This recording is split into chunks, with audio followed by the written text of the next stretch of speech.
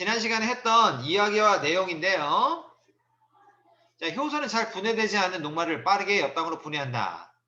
효소 A가 어떤 아이라고 했었죠? 아밀레이스. 이 아밀레이스는 빠르게 분해시키기 때문에 반응을 빠르게 하는 촉매 기능을 한다라는 걸 배웠고요. 효소의 촉매 기능. 효소에는 녹말을 옆당으로 분해한 후 다시 다른 녹말을 분해할 수 있다. 이런 효소의 특징은 효소의 반복 사용성을 가리키는 거고요. 반복 사용성. 효소에는 녹말을 분해할 수 있지만 단백질은 분해할 수 없다라고 하는 특성으로 알 수 있는 사실은 효소는 A에 대해서 녹말은 기질이니까 기질에 대한 특이성이라고 볼 수 있네요. 기질, 특이성 또는 기질에 대한 특이성. 성입니다. 아시겠죠? 자, 그러면 선생님, 뭐냐?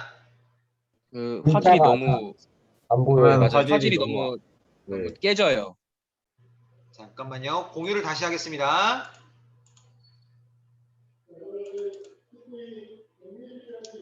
다시 쓸게요, 그러면요. 자, 이게 효소 A는 촉매 기능을 하고요.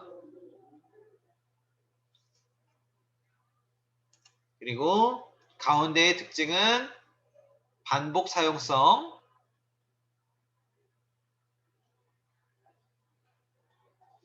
그리고 이 부분은 뭐였더라?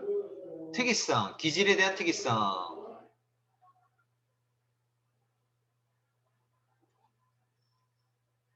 이라고 볼 수 있겠습니다. 자, 효소는 모른 적인지 반응을 촉매하는 거잖아요. 근데 이 반응이라는 게 두 가지입니다. 하나는 뭐냐면은 발열 반응이라는 게 있고요. 발열 반응.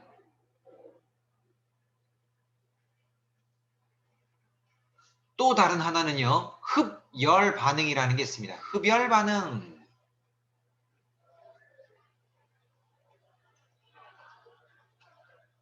자, 에서 찾을 수 있는 거는 뭐냐면 열이라고 하는 단어가 쓰여졌네요.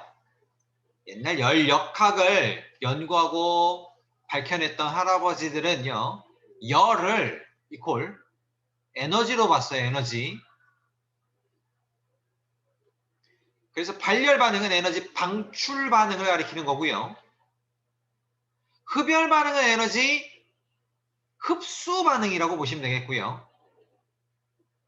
발열 반응은 에너지가 방출되기 위해서 어떤 가지고 있는 물질의 에너지를 내놓기 위해서라면요. 그것을 분해해야 해요. 분해. 그래서 얘는 분해와 관련된 반응이고요. 얘는 합성과 관련된 반응입니다. 흡열 반응은 그래서 합성이라고 하는 단어로 쓰여질 수 있는 모든 것들이 다 흡열 반응이라고 보시면 되겠고, 이를테면 광합성, 단백질 합성,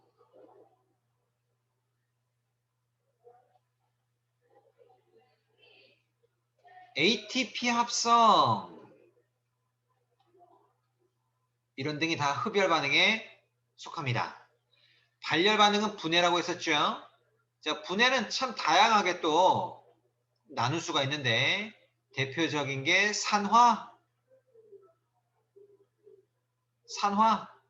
산화에서는 이제 불꽃 반응이 나타나는 경우도 있고 아니면 그냥 산화가 되는 경우도 있고 천천히 산화가 되는 경우도 있고 그렇죠? 그리고 우리 인체 내에서는 소화 이런 등등이 발열 반응에 해당하고 어쨌든 흡열이든 발열이든 얘네들은 다 효소가 쓰인다 라고 생각하시면 되겠습니다. 아울러 발열 반응을 우리가 그래프로 표현해 나타내자면 자, 그래프가 이렇게 하나 있고 또 이렇게 있을 때에 각각 가로축과 세로축은요 시간과 그다음에 에너지의 준위 레벨입니다.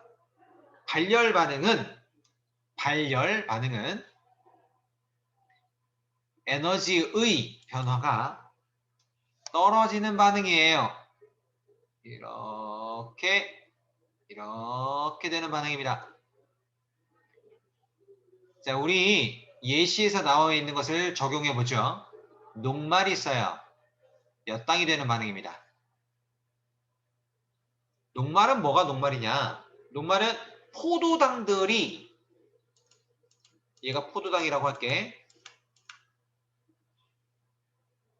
하나, 둘, 셋, 넷, 다섯, 여섯, 일곱, 여덟 개. 오케이. 포도당들이 연결되어 있는 것을 녹말이라고 하겠죠. 엿당은요, 역시 포도당들이 연결이 되어 있어요. 자, 그런데 이들의 차이점은 뭐냐면, 녹말은 얘네들이 다 연결되어 있어요. 이런 식으로요. 엿당은요, 포도당이 2개씩만 연결되어 있어. 그러면 가히 녹말이 분해돼서 엿당이 되었다고도 할 수 있겠지. 이 녹말 한 분자가 엿당 하나, 둘, 셋, 넷, 4분자로 쪼개진 거니까요. 그죠? 그러면 이 엿당 4개가 1개가 되기 위해서 연결된 그 결합이 이만큼의 에너지를 가리키는 거예요. 이만큼의 에너지는 방출된 겁니다. 그리고 반응 전, 녹말 쪽이 이제 반응 전이고, 여기는 이제 반응 후고, 이 에너지의 차이를 반응열이라고 해요. 반응열이라고 합니다. 자, 녹말은 엿당이 돼요. 될 수밖에 없고, 앞으로도 계속 될 거예요. 그런데 이거를 우리 체질상 견뎌낼 수가 없는 그런 시간입니다. 30년이니까요. 때문에 이 30년을 우리가 30분으로 줄일 수 있는 방법이 있어요. 근데 왜 30년 걸리느냐가 문제인데, 그것은 반응이 진행되기 위해서 넘어야 할 에너지 고개가 필요하기 때문입니다. EV를 활성화 에너지라고 해요. EV를 활성화 에너지라고 합니다.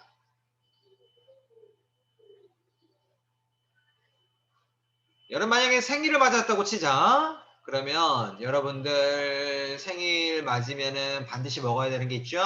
뭐 미역국도 미역국이지만 지금 미역국 얘기는 아니고 케이크입니다. 케이크를 사면요 안에 동봉되는 게 있는데 초와 바로 성냥이죠. 이 성냥은 불타요. 그럴 수밖에 없겠죠. 성냥은 연소됩니다. 그럴 수밖에 없겠죠. 근데 얘가 연소되기 위해서 반드시 에너지에 뭐가 필요해? 공급이 있어야 되겠지. 에너지 공급. 성냥이 불타기 위해서 주어야 할 에너지 공급은 어떻게 주어지죠? 마찰열로. 그래서 성냥을 마찰 표면에다가 탁 튕기면은요, 그 에너지 공급이 바로 얘가 연소될 수 있게 하는 활성화 에너지가 되는 거야. 이해됐죠? 그래서 성냥은 비교적 활성화 에너지가 낮은 그런 에너지고요.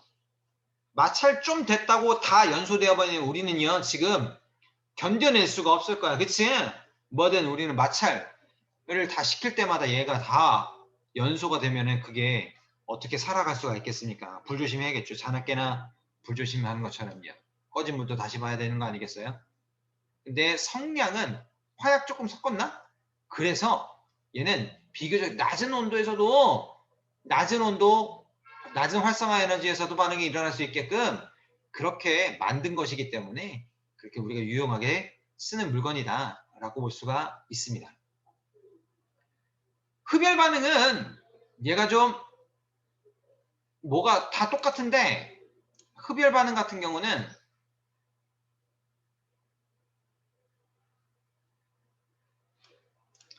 에너지의 증감이 좀 다르죠.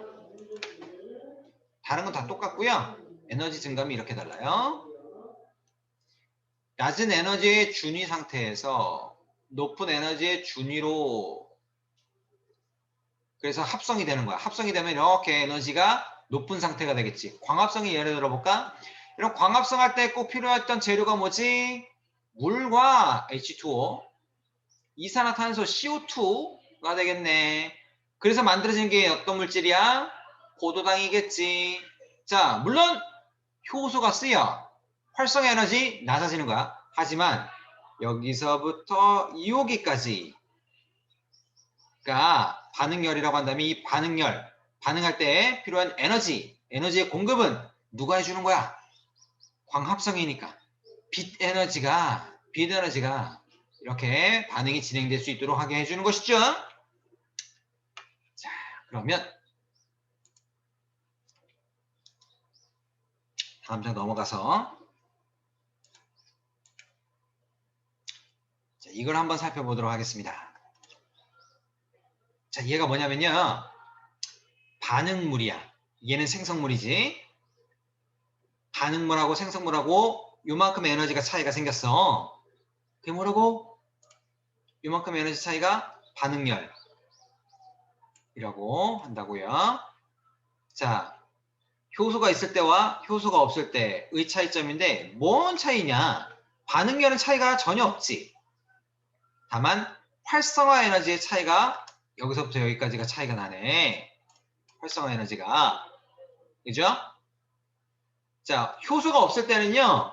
사람이 이렇게 공을 여기까지 얹어 놔야만 떼고르르 굴러서 생성물이 생길 수가 있을 거야. 이렇게 반응이 일어나기 위해서 필요한 에너지 공급, 이걸 활성화 에너지라고 말씀드렸고요. 그럼 효소는 자연스레 어떤 기능을 하는지 한번 알아볼까? 효소는 활성화 에너지를 낮춰요. 낮춰. 그래서 반응이 빨리 일어날 수 있도록 해주는 거야. 자, 그러면 정리를 해볼까? 효소는 촉매 기능을 한다고.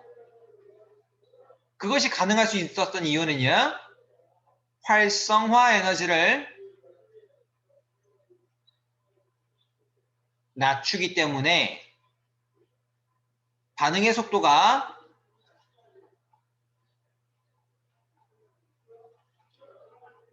빨라질 수밖에 없는 거다 라고 말씀드릴 수가 있겠습니다. 자, 촉매로서의 기능이었고요. 단백질이었기 때문에 변성이 열과 pH에 대해서 생길 수가 있고요. 또 기질에 대한 특이성이 있었죠. 자, 특이성을 설명하는 게 바로 이 그림이라고 보시면 되겠어요. 자, 이런 효소가 있어요. 네, 이런 효소가 있고 이런 반응물이 있습니다.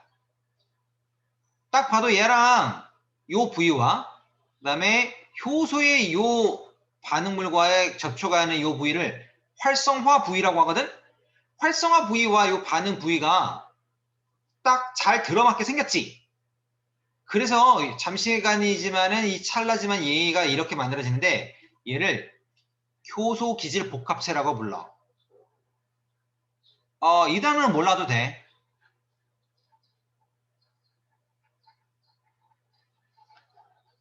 그런 후 얘는 이렇게 두 개의 생성물을 냈고요.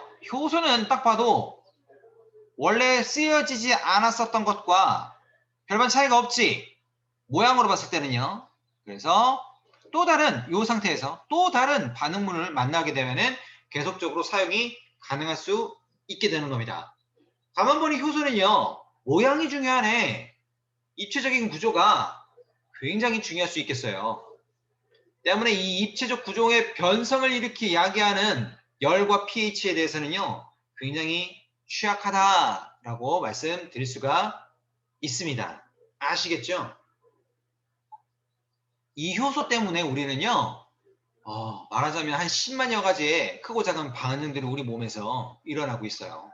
일어나고 있고요.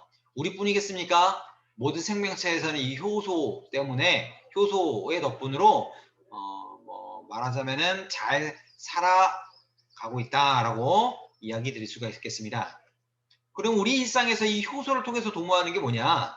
바로 음식물을 먹고 그 음식물들이 세포가 세포가 흡수할 수 있을 정도의 사이즈로 분해시킬 수 있는 것 역시 효소가 해주는 거고요. 효소. 그 다음에 상처가 나서 피가 나는데 그 피가 효소의 도움으로 역시 응고가 될 수 있도록 해주고요. 혈액이 응고된다? 이건 중요합니다. 혈액이 응고되지 않는 것도 일종의 병일 수 있겠죠. 혈액이 응고됨으로 인해서 상처난 부위가 딱지가 생기는 거야. 그런 경우 혈액이 더 출혈되지 않도록 도와주는 역할을 하는 거지. 자, 그리고 효소의 도움으로 뼈 근육 등등등등등 이런 것들을 합성하는데 효소가 관여를 합니다. 일상에서 효소가 관여하지 않은 그리고 나타나지 않은 반응이 없을 정도라고 보시면 되겠어요. 아시겠죠?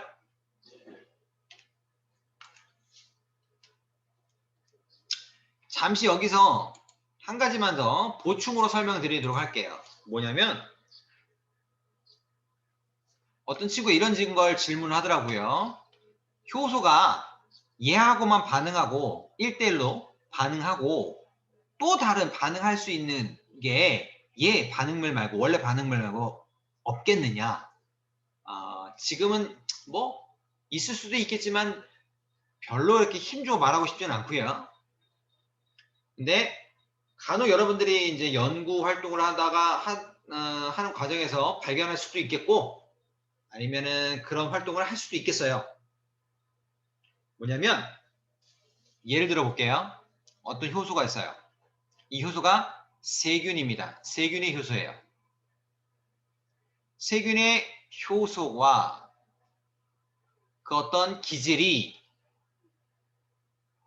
서로 반응을 해서 세포벽 등을 만들어 가지고 증식을 도모해요. 증식. 결국에 나타나는 현상이 증식이야. 우리가 앞서 PPT 자료에서 성장을 봤던 것처럼요. 세균에게서는 증식 현상이 나타나겠지. 그렇지? 근데 이 기질과 굉장히 유사해서 효소와 반응을 일으키게 하고 그게 증식으로 나타나지 않게 할 수만 있다면 세균을 죽이는 항균의 효과를 도모하는 그 뭔가가 있을 수도 있겠죠. 예를 들어서 얘 반응물 원래 반응물이 아니라 이것과 지금 반응 안 하는 것으로는 보이긴 하는데 굉장히 유사하게 생겼어 반응물하고. 하지만 얘하고 반응하면은 기지 생성물이 나오지만 얘하고 반응하면 생성물이 나오지 않아. 근데 원래 반응물하고 반응하면은 결국은 세균이 증식을 하고 얘하고 반응하면은 세균이 증식하지 않아. 그러면 얘를 투여해서 세균성 질환을 치료할 수도 있겠죠. 그죠? 항생제의 원리가 여기에서 나타나는 겁니다. 항생제의 원리. 이렇게 지금은 이 단어는 모르셔도 되는데 원래 이 기질과 반응을 해야 되는 게 일반적인데 기질의 모습과 굉장히 입체적 구조가 비슷해서 효소를 헷갈리게 해. 이런 걸 경쟁제라고 합니다. 경쟁제가 아니라 억제제라고 합니다. 억제제. 효소, 기질, 억제제 이런 것들을 적절하게 사용을 하게 된다면요. 내가 그 어떤 효소를 이용한 실험의 상황을 갖다 컨트롤할 수가 있어요. 마치 채찍과 당근 이런 것처럼요.